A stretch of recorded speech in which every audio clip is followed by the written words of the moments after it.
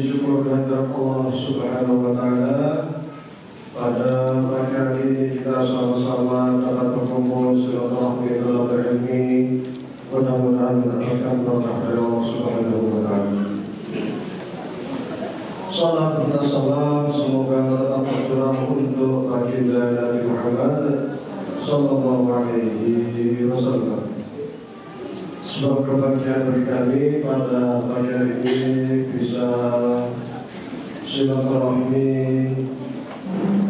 berbagi pengalaman dengan para wali santri, terutama murid, adik-adik semua. Mudah-mudahan memberikan manfaat. Dan SMP ini bukan nasib semua santri saya terdaftar di sini. Jadi santri saya adalah santri di SMP Muhammadiyah. Maka saya mengucapkan banyak terima kasih kepada kepala sekolah dan seluruh para guru jajarannya yang telah memberikan kesempatan kepada santri-santri kami untuk bisa terdaftar secara formal di melalui SMP Muhammadiyah. Adik semua yang saya hormati, wali murid sekalian semuanya berbahagia. Yang namanya menuntut ilmu itu menjadi sebuah keharusan. Tolak berilmi, faridah, mencari ilmu itu wajib. Maka karena wajib, kalau ditinggalkan berdosa. Para ulama Imam Al-Ghazali di dalam kitab Ihya membagi ilmu yang wajib itu ada dua. Yang pertama terkait dengan ilmu yang wajib ain, yang kedua terkait dengan ilmu yang wajib kifayah. Ilmu yang wajib ain adalah ilmu yang harus dipelajari oleh setiap muslim. Ketika seorang muslim tidak mempunyai pengetahuan terkait ilmu ini, maka ia berdosa. Ilmu fardhu ini mencakup pertama ilmu tauhid. Seorang muslim wajib tahu la ilaha illallah, wajib tahu terkait para nabi, wajib tahu terkait keimanan dengan para malaikat, keimanan dengan kita, dengan hari kiamat, dengan qada dan qadar, dengan bangsa jin, dengan hisab, dengan sirat, dengan surga, dengan neraka, dengan haud dan lain sebagainya. Ketika seorang muslim itu tidak tahu atau ingkar terkait dengan hal-hal dunia, maka dia kafir otomatis. Seorang muslim yang menyembah Allah dan menyembah yang lain, kafir. Seorang muslim mengakui adanya Allah tapi juga mengakui kekuatan-kekuatan lain di luar Allah, kafir. Maka ilmu fardhu ain ini yang terkait dengan tauhid harus diperhatikan. Maka di dalam kitab himpunan putusan Tarsius dikatakan al-ahadu fi uluhiyatihi wa sifatihi wa af'alihi. Allah itu esa, baik dalam zatnya Allah sendiri, sifat-sifat Allah maupun af'al apa yang dilakukan oleh Allah. Ketika ada orang yang pada bulan Syuro semisal melakukan niadan dengan menyembelih kambing, kemudian kikilnya dijadikan sebagai sesajen, itu namanya afal yang menjurus kepada kemusyrikan. Maka ini sangat berbahaya. Maka seorang muslim wajib tahu fardhu ain, siapa saja tidak terkecuali, untuk mengetahui terkait dengan ilmu tauhid. Yang kedua, ibadah.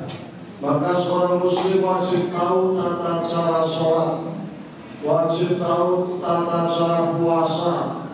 Kalau dia seorang pedagang, wajib tahu zakat perdagangan. Kalau dia seorang petani harus tahu wajibnya zakat pertanian.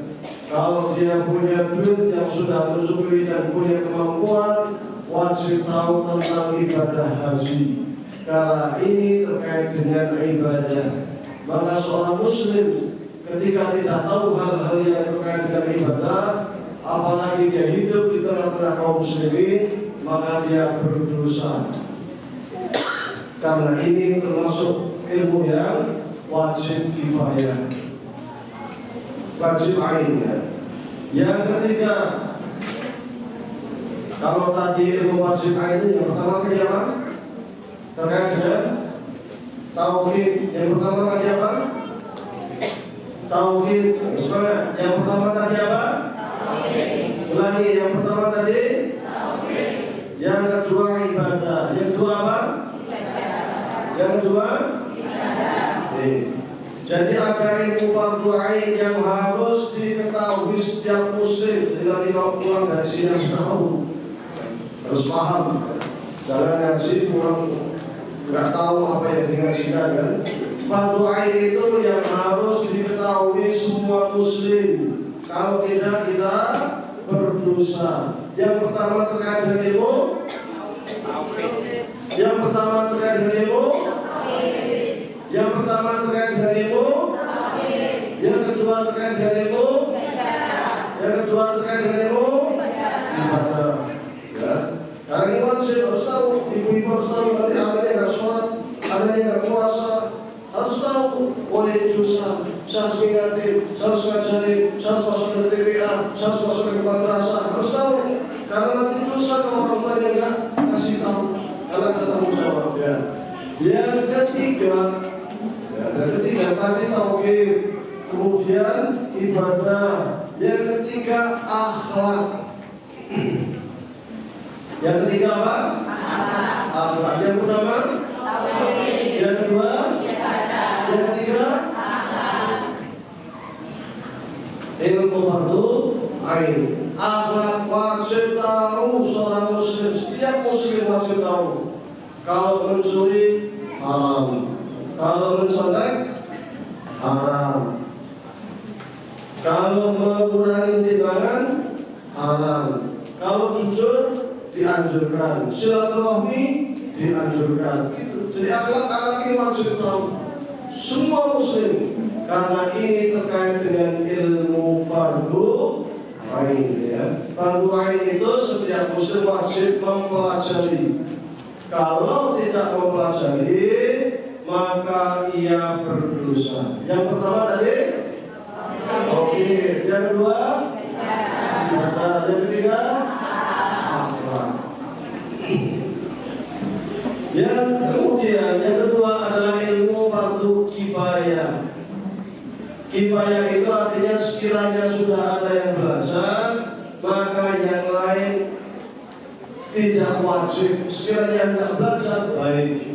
Tapi kalau satu kampung, satu temanggung tidak ada yang belajar, satu kabupaten dosa semua. Ya.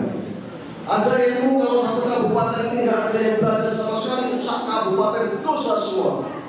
Di antaranya adalah ilmu kedokteran.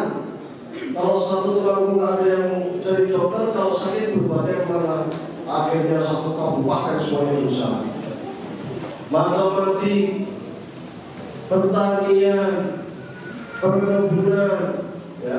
Ini ilmu fardu kifayah yang terkait dengan keperluan kita semuanya.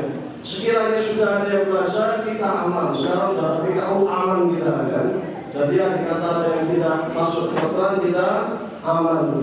Karena sudah ada dokter di sana. Tapi kalau satu kabupaten sama sekali tidak ada dokter, satu kabupaten dosa semuanya. Ini terkait dengan ilmu fardu kifayah. Ilmu ini karena wajib dicari, ya wajib, maka kita harus berjuang. Maka dikatakan untuk berilmu walau bising, cari ilmu itu meskipun sampai ke negeri Cina. Jadi ilmu terus cari. Yang namanya kesuksesan manusia di dunia ataupun di akhirat bergantung kepada ilmunya. Maka Allah mengatakan, ya fa'ilahul ladzina amanu minkum wal ladzina utul ilma darajat. Allah itu akan mengangkat orang yang berilmu dan juga orang-orang yang mempunyai iman sampai sekian derajat. Allah akan mengangkat orang-orang yang beriman dan orang-orang yang punya ilmu sampai sekian derajat. Diangkat derajatnya di dunia, diangkat derajatnya juga di akhirat. Kenapa? Karena dia orang yang berilmu. Orang yang berilmu itu hidup di mana saja mulia. Maka dulu para sahabat itu selalu berlomba-lomba untuk mencari ilmu. Generasi awal Islam itu berlomba-lomba untuk mencari ilmu. Yang namanya Imam Bukhari hanya untuk mengambil 1, 2, 3 hadis, rela berjalan panjang dari Rusia sana, Bukhara, ya dari Bukhara, Rusia sana, sampai ke Baghdad, sampai ke Hijaz, Mekah, sampai ke Yaman, budaya setiap ini hanya untuk mencari 1, 2, 3 hadis. Imam Muslim juga demikian. Imam Syafi'i yang lahir di Palestina di Gaza, umur 7 tahun bersama dengan ibunya karena ayahnya sudah meninggal. Yatim Imam Syafi'i.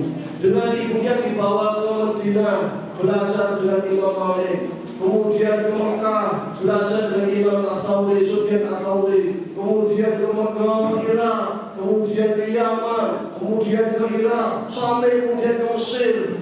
Imam Syafi'i. Zaman dulu belum ada pesawat, zaman dulu belum ada kendaraan, zaman dulu masih naik kuda, melewati padang pasir. Padang pasir itu tidak seperti kita, kanan kiri pohon, air di mana-mana. Tidak.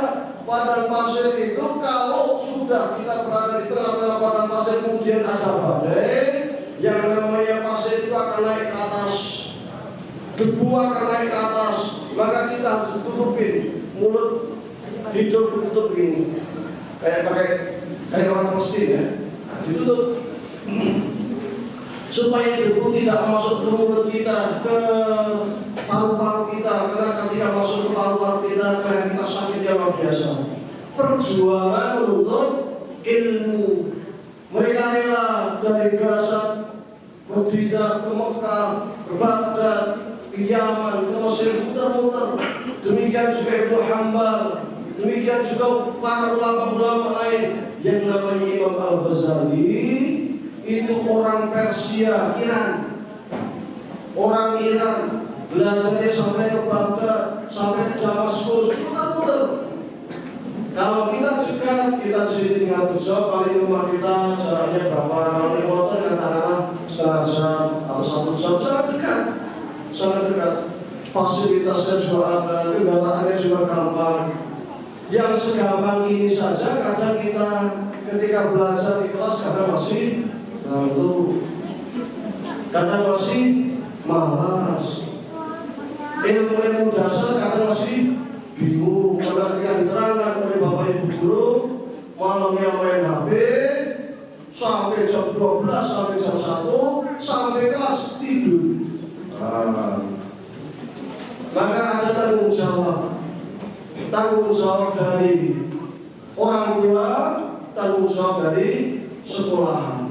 Tetapi sesungguhnya tanggung jawab terbesar itu di dalam proses pendidikan thalabul ilmi itu bukan hanya terletak di sekolahan, tidak. Bahkan tanggung jawab terbesar itu orang tua. Kullukum ra'in wa kullukum mas'ulun an ra'iyatihi. Kamu semua itu pemimpin dan kamu akan diminta pertanggungjawaban atas kepemimpinanmu kelak di akhirat. Anak ini produk orang tua. Kelak di akhirat yang akan ditanyakan tentang kondisi anak bukan kepala sekolah. Wahai kepala sekolah di sini dulu hidupku bagaimana? Bukan yang ditanya siapa? Orang tua. Wahai orang tua, kamu punya anak, punya amanah, dulu meninggalkan sholat, dulu meninggalkan puasa, kamu kemana saja? Wahai orang tua, habis maghrib itu punya anak putri belum pulang, kamu biarkan saja.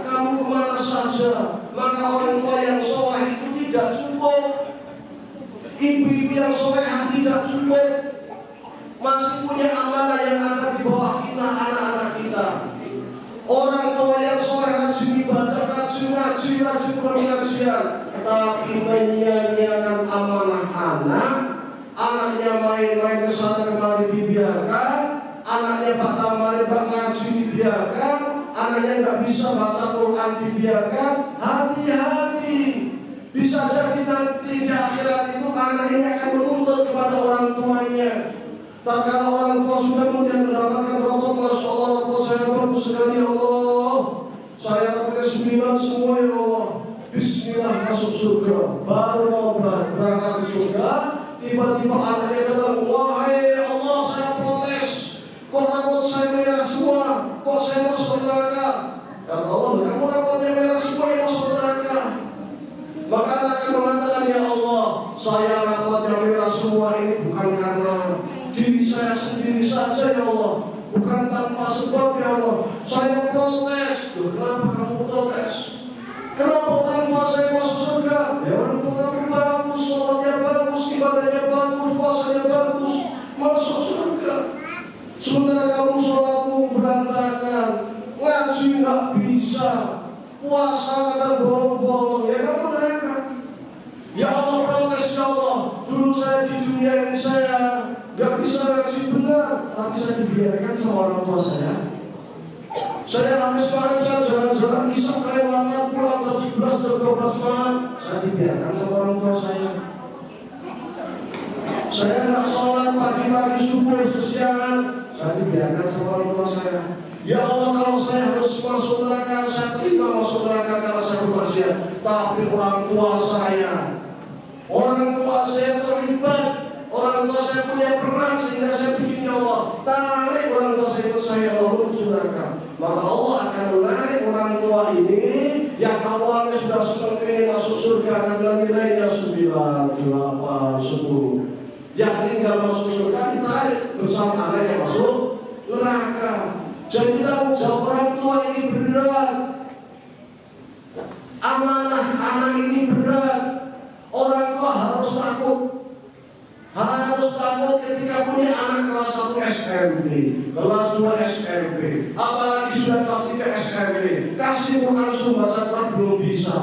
Harus gemetar, harus takut, harus melihat akhirat.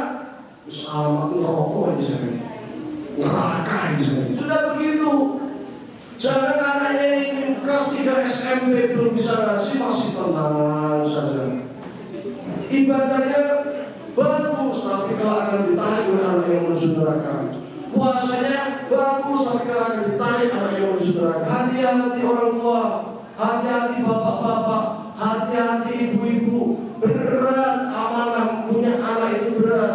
Tapi ketika amanah ini bisa ditunaikan dengan baik, ketika anak ini menjadi anak yang soleh, maka orang tua akan mendapatkan kenikmatan yang luar biasa. Idza mata bu Adam in qata amalu bila min salat sadaqatin jariyatin aw ilmin yuntafa bihi aw waladin shalihin yaqula. Sekiranya anak Adam, sekiranya manusia meninggal dunia, seluruh amal perbuatannya ingkotok, terputus. Sholat dia terputus, puasa dia terputus. Ya, dia yang sudah awalnya niat naik haji tidak jadi naik haji karena sudah meninggal. Amal-amal baiknya terputus, pahalanya terputus, kecuali dia punya 3 amalan.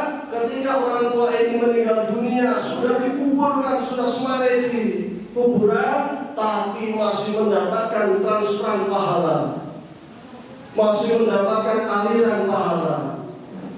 Siapa itu? Mereka yang pertama punya anak soleh, anak yang bisa mendoakan orang tuanya, anak yang bisa berbakti kepada orang tuanya, anak yang bisa mengaji, yang selalu menjalankan ibadahnya, sholatnya, puasanya. Kemudian yang kedua sedekah jariah, dan yang ketiga ilmu intafafi, itu ya bermanfaat. Mempunyai anak soleh ini butuh proses. Punya anak soleh ini tidak jadi begitu saja. Anak soleh itu harus dibentuk. Maka ketika kita ingin menjadi anak soleh, usahakan orang tuanya juga menjadi orang tua yang soleh. Maka jangan kita berita nak sholat nak apa ayo sembahyang, ya? Berita sholat sembahyang. Jangan sampai begitu. Dibawa anaknya ke masjid, kita sholat. Dibawa ke pengajian, kita ngaji. Bawa anak-anaknya itu supaya kita menjadi teladan bagi anak. Habis maghrib, sempatkan waktu untuk anak-anak kita mengaji. Ayo kita ngaji bareng sini dulu. Gak mau ngaji kemarin, tegas. Pokoknya habis maghrib ngaji, duduk sini ngaji. Saya simakkan. Kalau enggak, ayo kita ngaji bersama, tak ajari.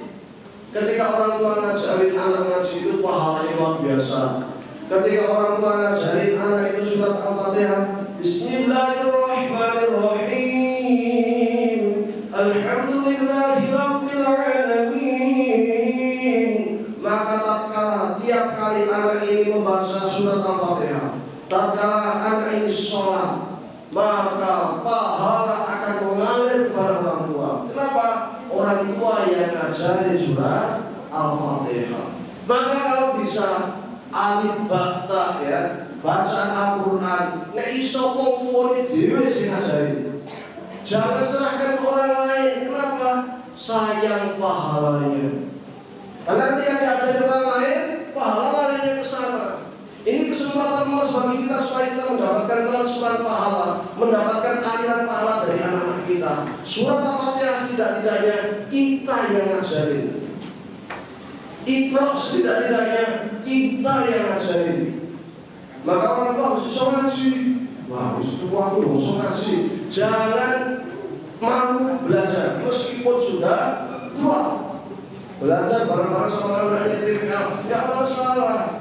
Di Al-Azhar, saya di Masjid Al-Azhar Kairo, kalau belajar Al-Quran itu antri, hafal Quran antri, di depan Bambang 60 tahun, belakangnya ada yang 25 tahun, belakangnya lagi antri begitu silang 35 tahun, belakangnya lagi anak-anak ber5 tahun, belakangnya lagi ada yang anak-anak 12 tahun. Tidak ada yang gengsi, wah ini belakang saya yang 5 tahun, masa saya udah 60 tahun belajar sama 5 tahun. Tidak ada gitu. Selama kita tidak tahu, ya tidak tahu. Selama saya belum bisa, ya belum bisa. Belajar kalau sudah ada gengsi, alamat gagal. Pasti, ya. Jadi belajar kalau sudah ditemukan dari rasa gengsi, itu alamat kita tidak akan mendapatkan ilmu. Maka ketika kita belajar itu hapus rasa gengsi kita itu. Wah saya sudah tua, saya kan dulu masa saya harus belajar. Saya kan ini, hapus semua itu. Kalau ingin belajar harus ditanggalkan semua sifat-sifat ibu, sifat-sifat gengsi, sifat-sifat tidak enak. Bismillah, saya belum tahu saya belajar. Meskipun sudah punya anak, harus mulai belajar Iqra karena belum bisa baca Quran. Lebih baik kita itu membuang rasa malu kita di dunia daripada di akhirat disiksa oleh malaikat, daripada di akhirat diterjuni malaikat, daripada di akhirat dibakar oleh malaikat. Hilangkan rasa malu kita, hilangkan rasa canggung kita. Mari kita sama-sama pengajian, belajar. Karena ketika kita masih di dunia masih ada kesempatan. Ada satu cita-cita seluruh umat manusia yang sama ketika manusia itu sudah meninggal dunia. Dan ini sejak Nabi Adam sampai Nabi Muhammad itu ada harapan yang sama dari seluruh umat manusia. Apa itu? Kesempatan untuk hidup. Mereka akan mengatakan, ya Allah, orang soleh sama. Sekiranya saya itu dikasih hidup, tentu langsung tahu aku bila soleh. Saya akan banyak-banyak bersedekah dan saya akan menjadi orang soleh supaya derajat saya di akhirat ini makin tinggi. Orang-orang yang kafir juga sama. Ya Allah, sekiranya saya bisa hidup di dunia lagi, saya akan tobat. saya akan tobat, saya akan ibadah, saya akan masuk Islam. Rata-rata begitu. Jadi cita-cita harapan yang sama seluruh umat manusia ketika meninggal dunia adalah supaya dia itu bisa dikasih kesempatan untuk hidup kembali. Bukan kaya, bukan jadi pejabat, enggak. Hidup yang penting bisa hidup. Kenapa? Karena ketika hidup ini kita masih punya kesempatan untuk memperbaiki diri. Kita masih punya kesempatan untuk beribadah. Kita masih punya kesempatan untuk belajar. Kita masih punya kesempatan untuk kemudian kita berbuat baik, bersedekah dan lain sebagainya. Alhamdulillah kita semuanya masih diberi kesehatan oleh Allah SWT. Jangan sia-siakan umur yang masih ada, umur yang masih melekat dalam diri kita sebelum kelak kita menyesal. Amanah zaman sekarang ini semakin berat, amanah kepada anak-anak makin berat. Karena zaman sekarang rata-rata anak-anak sudah mengenal HP. Ya, adik-adik ada nggak yang nggak punya HP? Yang tidak punya HP ngasuh. Yang punya HP ngasuh. Habis semua. Ya, kalau buka HP kira-kira yang dicari apa? Itu status ya. Nah itu main game. Saya tanya wali murid semuanya. Kira-kira kalau anak SD punya HP, manfaatnya apa? Main game. Kalau main game itu kira-kira di dalam kehidupan manfaatnya apa yang dia dapatkan? Kalau merusak kenapa dikasih? Ya orang dikasih HP nangis. Kalau dikasih HP kemudian lagi kira-kira anak gampang nggak disuruh ngaji? Susah kan? Gampang nggak disuruh sholat? Susah. Kalau susah kenapa dikasih HP? Amanah. Jadi ada dua hal yang kalau dikasihkan kepada anak SD ini sangat berbahaya. Satu HP, yang kedua motor. Anak SD kasih motor buat apa? Pelayan lo. Ya untuk sekolah-sekolah diantar masih sekolah motor. Wah masa saya ada kerja orang tua dunia anaknya masa nggak mau ngantar anak sekolah? Oh ini amanah. Kalau mau jujur, yang dalam Islam yang wajib cari nafkah suami apa istri? Suami. Suami apa istri? Suami. Jadi ketika suami berhasil dari nafkah, ketika kita di bawah punya anak, fokus ibu ngurus anak. Jangan sampai dia itu hanya untuk pekerjaannya melalaikan anak. Wah saya nanti jam segini mau berangkat, saya mau ini, tapi anaknya malah keleleran, anaknya nggak ngurus, dosa. Maka Imam Syafi'i, Muhammad Syafi'i, salah seorang ahli syekh punya MC, mengatakan al-umumah bersatu. Yang namanya seorang ibu itu sekolah, kepala sekolah di rumah. Baik gurunya anak, tidak ibunya. Oh, akan dijujak dengan sekolahan. Ibu siapa yo? Gampang kan? Karena anak itu kopi pasti orang tuanya ibunya. Nek orang yang soleh, yang baik cintanya, ibunya gimana ya? Begitu. Jadi para guru sekarang gampang minta anak itu, minta sifat orang tua. Ya anak itu jujur, kehilangan ini susah jatuh. Pokoknya ibunya bangun. Ya, maka hati-hati ya. Yang paling wajib mencari nafkah itu ayah. Maka seorang ibu kalau punya anak kecil fokus ngurus anaknya, karena anak ini investasi dia, dunia dia, akhirat dia. Jangan sampai anak nggak tahu agama, akhlaknya nggak karuan. Nanti ketika orang tua sudah tua baru menyesal. Orang tua sudah sakit-sakitan, anaknya nggak mau ngurus, rebutan waris, padahal waris saya belum. Kan waris itu dibagikan orang tua sudah meninggal, namanya warisan, tapi anak sudah rebutan, nanti milik saya ini rebutan. Orang tua yang masih sakit. Kalau terjadi seperti itu, kira-kira perasaan orang tua gimana?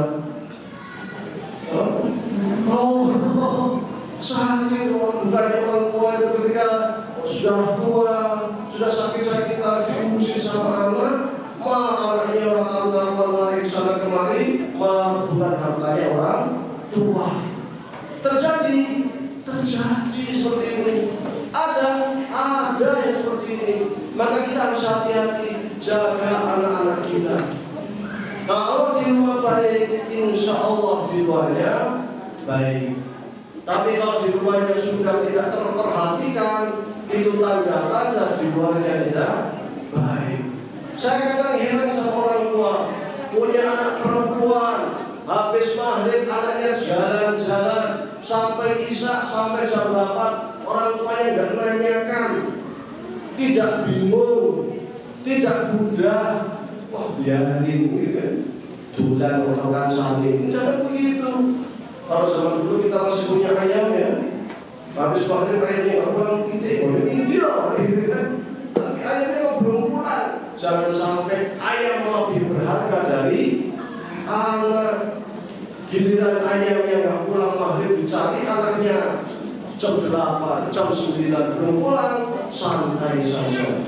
Jangan sampai anaknya nonton jalanan sampai jam 12 malam pada perempuan, dibiarkan saja. Pagi-pagi masuk sekolah hanya terlambat, atau pagi-pagi izin nggak sekolah karena nonton jalanan. Ada? Oh banyak. Apa banyak? Kalau di sini sekolah ada yang ngantuk? Banyak. Malam adik suka main game. Orang tuanya membiarkan. Orang tuanya membolehkan. Tidak membolehkan tapi kurang larang. Oh baik. Ibu, bapak, mumpung masih ada waktu, ibu bapak sayangi anak-anak kita. Larang membatasi. Kalau tidak larang membatasi HP, bukan berarti kita tidak sayang sama anak. Justru saking sayangnya kita kepada anak-anak kita. Baru kemudian kita titipkan ke sekolahan. Sekolah itu fungsinya membantu orang tua. Maka kita orang tua harus berterima kasih kepada sekolahan. Tapi tanggung jawab terbesar itu ada di keluarga. Maka zaman sekarang itu aneh. Ya, zaman sekarang itu aneh. Ketika ada anak melanggar aturan, dihukum oleh sekolahan, malah lapor polisi. Orang tua yang bela lapor polisi. Berarti anaknya sama orang tuanya kelasnya sama. Iya. Zaman dulu kita kalau melanggar di sekolahan dihukum orang tua, nggak berani lapor orang tua. Dihukum oleh guru, nggak berani lapor orang tua. Kalau kita melanggar di sekolah kok sampai dihukum pulang lapor orang tua, ditambahin di rumah. Hukuman kita ditambahin di rumah, tambah sabeti. Ya. Orang tua dulu itu luar biasa, amanahnya luar biasa, dengan hidup yang sederhana, dengan kondisi ekonomi yang apa adanya, tetapi jiwa rasa tanggung jawab kepada anak-anak lebih besar. Saya dulu asal jam 4 itu sudah dituntut sampai ibu saya ke TPA, tungguin sampai pulang, bawa pulang. Kalau mamanya besar kita payungin. Tiap sore sampai saya itu lapar, baru dibiarin. Jadi kalau udah sampai ke TPA, cari belum TPA, suruh berangkat. Jangan kemudian anak-anak kita itu waktu yang TPA nggak ngaji, dibiarkan saja. Kecuali kita bisa mendidik di rumah sendiri. Kalau kita belum bisa mendidik di rumah sendiri, titipkan di sekolahan, titipkan di TPA waktu sore hari. Ya. Ada yang sudah SMP kadang malu ke TPA, jangan malu. Saya sudah SMP, saya belum bisa baca tapi udah SMP, akhirnya malas ke TPA. Ini jangan sampai. Maka saya pernah mengusulkan, saya mau ngobrol dengan ini dan lain-lain itu yang akan terjadi, supaya setelah TPA itu ada ditingkatkan lagi, namanya Madin, Madrasah Diniyah. Untuk menaungi siapa? Mereka yang sudah terlanjur besar, tapi mereka masih belum bisa ngaji. Ini menaungi mereka yang jangan sampai setelah SMP malu ngaji. malu untuk belajar karena merasa sudah besar. Padahal belum iso karena sering sekali waktu masih SD-nya semangat belajar, SMP-nya karena merasa sudah selesai, apalagi sudah di TPA. Maka perhatikan anak kita, sekolah itu membantu sifatnya. Maka ada kewajiban seorang santri, seorang siswa, orang tua, ada kewajiban pada sekolah.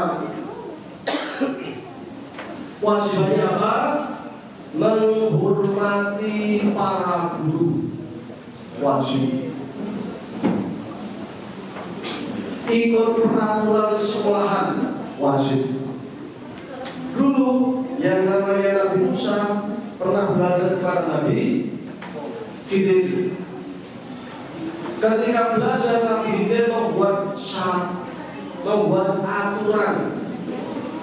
Aturannya apa? Wahai Musa, kalau kamu belajar sama saya ada aturan. Kalau aturannya dilanggar, dihukum. Aturannya apa? Tidak boleh banyak protes, tidak boleh banyak tanya. Nabi saja ketika belajar ada aturan.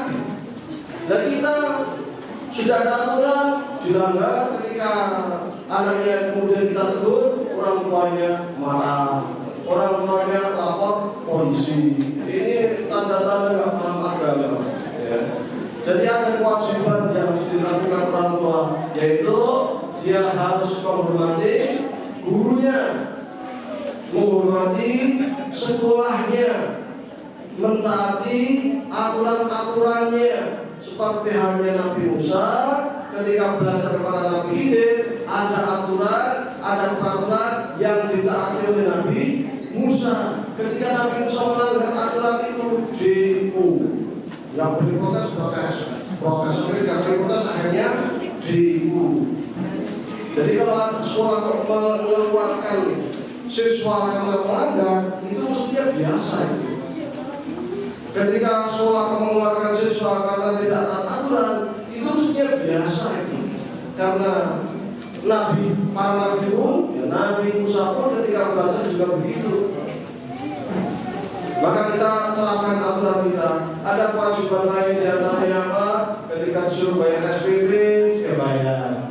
Sudah dididik anak, suruh bayar SPP kok berat, terlambat, ya kan? Ini jangan sampai terjadi. Sejauh mana kita memprioritaskan SPP, sejauh itu pula anak kita akan menjadi orang yang baik dan taat pada aturan. Kalau kita nomor 2 kata, nanti juga apa sebagai hubungan akhirnya anak kita menjadi anak yang anak yang nggak benar. Karena orang tuanya sendiri sudah menomor sekiankan pendidikan anak-anak kita. Maka kalau kita itu pengen anak-anak kita itu menjadi anak yang baik, yang soleh, yang taat aturan, orang tua harus punya prioritas. Bismillah, seperti kakak saya di SMP Muhammadiyah, maka waktu bayar SMP saya bayar, waktu ada pembayaran apa saya bayar. Waktu itu kalau bismillah saya cari pokoknya saya prioritaskan. Kebutuhan saya lain, musik, seni anak saya dulu. Gitu. Jadi kebutuhan yang lain dinomorduakan, prioritaskan anak, prioritaskan bayar SPP, jangan anggaran dulu lah kebutuhan. Yang namanya kebutuhan dalam naik, nggak pernah habis kebutuhan kita. Selama kita hidup di dunia, kebutuhan hajat hidup kita tidak akan pernah habis. Tinggal sejauh mana kita bisa memprioritaskan, bisa menomorsatukan kebutuhan kita. Ketika kita menyekolahkan anak-anak kita, maka kebutuhan pertama nomor 1 kita adalah anak-anak kita. Punya uang berapa? SPP dulu. Begitu, maka insya Allah anak kita akan menjadi anak yang baik. Insya Allah anak kita akan menjadi anak yang soleh. Insya Allah anak-anak kita akan menjadi anak-anak yang sesuai harapan kita, mendapat ilmu yang bermanfaat dari SMP, mendapat keberkahan dari ilmu yang dia pelajari dari para guru. Kenapa? Karena kita memprioritaskan anak kita.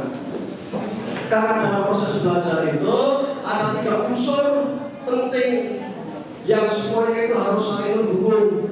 Yang pertama guru, yang kedua siswa, yang ketiga orang tua. Ini harus menjadi satu kesatuan. Guru mengajar, siswa rajin belajar, orang tua menyupport, mendoakan, membiayai anak-anak yang sedang belajar. Kalau salah satu timbang kacau, orang tuanya nggak mau ngeragati, atau gurunya malas ngajar, atau siswanya malas belajar, maka ketika tiga ini timbang kacau, maka harus orang tua, harus guru, harus siswa, tiga komponen ini menjadi satu kesatuan yang tak bisa dipisahkan. Sebelum saya tutup, terpenting lagi untuk orang tua selalu mendoakan anak-anak kita, terutama ini yang paling penting, terutama mendoakan di tahajud kita. Bapak-bapak, ibu-ibu, kalau malam sholat tahajud boten, sholat tahajud boten, pengen anaknya jadi anak yang soleh boten, pengen anaknya jadi anak yang soleh boten, pengen deh sholat tahajud boten. Kalau pengen jadi anak yang soleh-soleh, kita juga harus tirakat. Kita harus prihatin. Di antaranya dengan melaksanakan sholat tahajud. Kalau bisa jangan ditinggalkan, meski hanya 2 rakaat. 2 rakaat tahajud, 1 rakaat witir. Jangan sampai ditinggalkan. Setelah sholat tahajud, doakan anak-anak kita menjadi anak-anak yang soleh. Syukur-syukur suami istrinya dua-duanya bareng-bareng tahajudan. Syukur-syukur anak-anaknya diajak untuk sama-sama sholat tahajud. Wa minal laili fatahajjat bihi nafilatan asa an yab'athaka rabbuka maqaman mahmuda. Dan sebagian malam hendaknya kalian itu bertahajud. Mudah-mudahan dengan kalian melaksanakan tahajud itu, Allah akan mengangkat derajat kalian. Diangkat derajatnya di dunia, diangkat derajatnya di akhirat. Doa yang sangat mustajab, yang sangat cepat dikabulkan oleh Allah itu adalah doa di waktu malam. Doa setelah kita sholat malam, doa setelah kita sholat tahajud, itu cepat sekali kabulnya. Kalau kita punya hajat, punya keinginan, punya harapan, utangnya akeh, guru bisa bayar. Jadi anak wedok umur 30 tahun ngurus ini Pak. Anaknya kuliah belum punya duit untuk bayar semesteran, sering-sering sholat tahajud. Orang tua, hubungan kita dengan Allah kita perbaiki, tawakal kita dengan Allah kita perbaiki. Wa may yatawakkal 'ala Allahi fa huwa hasbuh. Orang yang sumende, orang yang bertawakal sama Allah, maka Allah yang akan ngurusin persoalan kita. Kalau kita ngurusin persoalan kita sendiri, buat. Tapi kalau urusan kita serahkan ya Allah, sebagai urusan tolong selesaikan ya Allah, menjadi ringan. Tapi kalau kita gampang, malah jadi berat. Maka serahkan sama Allah dengan cara apa? Sholatnya perbaiki, tambah tahajudnya perbaiki. Jangan sampai orang tua tidak sholat, bahaya. Pengen jadi anak yang sholat, tidak sholat. Yang bapak-bapak jangan lupa, kalau sholat ke masjid, sholatnya jamaah untuk bapak-bapak. Biar anaknya tahu masjid. Cantik anaknya dibawa ke masjid. Sholat saja sudah sholat di bawah. Untuk laki-laki jangan di bawah masjid. Kalau yang di bawah biar ibu-ibu, ya. Ibu masih boleh bareng bapak ibu anak bawa semua ke masjid, ya. Perbaiki sholatnya. Kita kadang pengen anak kita baik, kita pengen anak kita pintar, kita pengen anak kita soleh-soleha, tapi kita kurang ajar diri. Sholat saya bagaimana, jamaah saya bagaimana, ngaji kita bagaimana, Quran kita bagaimana, tahajud kita bagaimana. Kadang kita nggak ngaca yang ini. Maka kita pengen anak kita baik, kita juga ngaca. Satu lagi, hati-hati dengan uang haram. Jangan sekali-kali ada uang haram masuk ke rumah kita. Jangan sampai ada uang syubhat masuk ke rumah kita. Kalau ada uang haram, uang uang subhan masuk ke rumah kita, alamat buruk.